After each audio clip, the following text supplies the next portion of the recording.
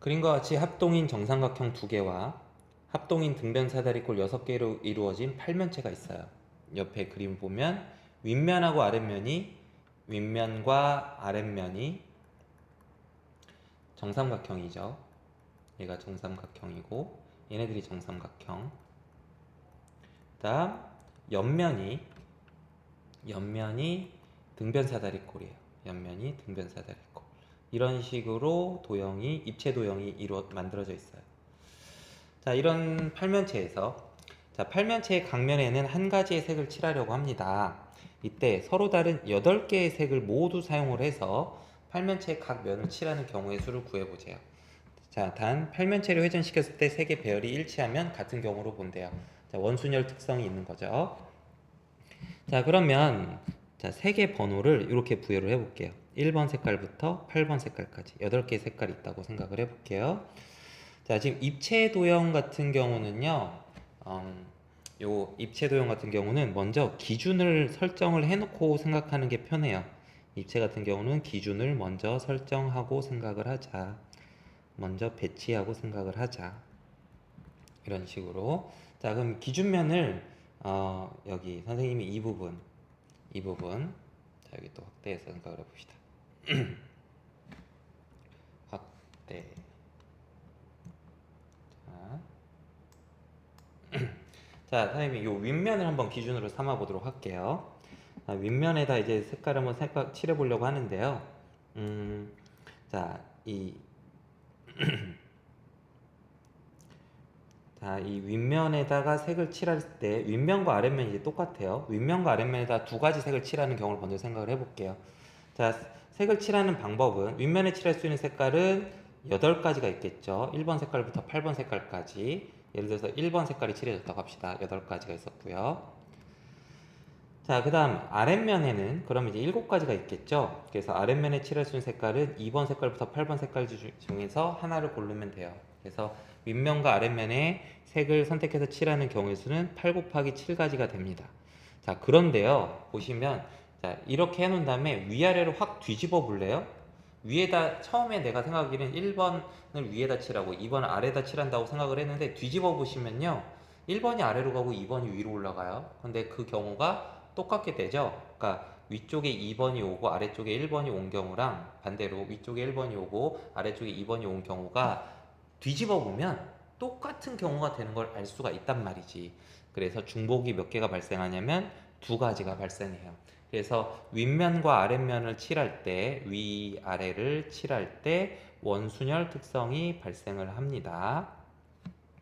자, 그래서 경우의 수는 윗면과 아랫면을 칠하는 경우의 수는 이렇게 2분의 8 곱하기 7가지가 있는 걸 알 수가 있어요.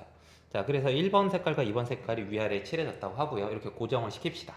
고정을 시킨 다음에 자, 그림이 조금 복잡하니까 도로 지워버리고 자, 위에 1번 색깔, 아래쪽에 2번 색깔이 칠해져 있는 거야. 자, 그럼 1번에 여기 인접해 있는 옆면 이렇게 3개 보이죠? 이렇게 3개. 이 3개의 영역에다 색을 칠해 보도록 할게요. 색을 칠하는 방법의 수는 자, 여기 이 부분에 올 수 있는 색깔은 이제 6개 색깔이 남았죠. 6 곱하기. 그 다음 이 부분에 올 수 있는 색깔은 5가지. 그 다음 저 뒤쪽 면에 올 수 있는 색깔은 4가지가 있습니다. 그냥 일단 일렬로 나열을 한 다음에요. 그 다음에 이런 식으로 회전을 시켜봐. 응? 이런 식으로 그 입체를 그러니까 위아래는 가만 내비두고 이렇게 옆으로 돌리는 거죠. 그랬을 때 원순열 특성이 또 나타나죠. 뭐 예를 들어서 3번, 4번, 5번이라고 칠한 거랑 반대로 4번 자리에 3번이 오고 5번 자리에 4번이 오고 3번 자리에 5번이 온 경우가 회전시키면은 일치하는 경우가 된단 말이죠.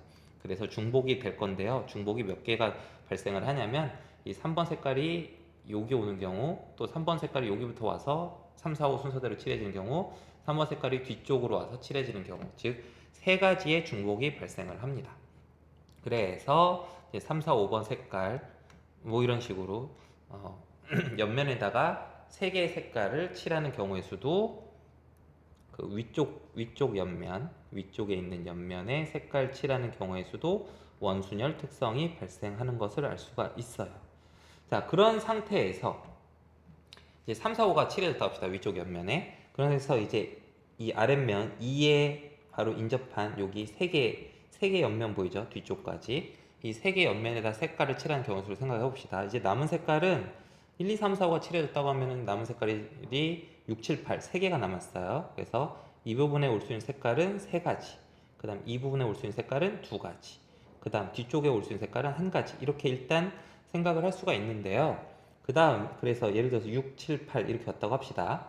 요건데 여기서 또 회전을 시켰을 때 얘네들이 이런 식으로 회전을 쭉 시켰을 때 이게 같은 그 회전시키기 전과 회전시킨 후가 같은 경우인지 다른 경우인지를 구별하는 걸 생각을 해봐야 돼.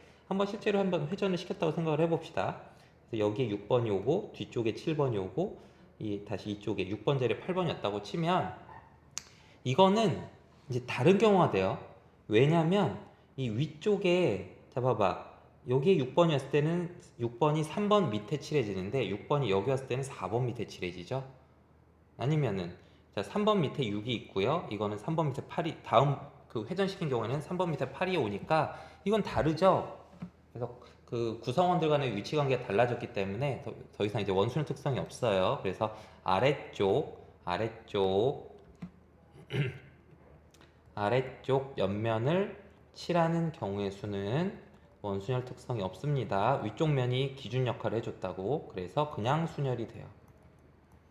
그래서 이 문제의 정답은 이 식의 값을 계산한 게 정답이 되는 거죠.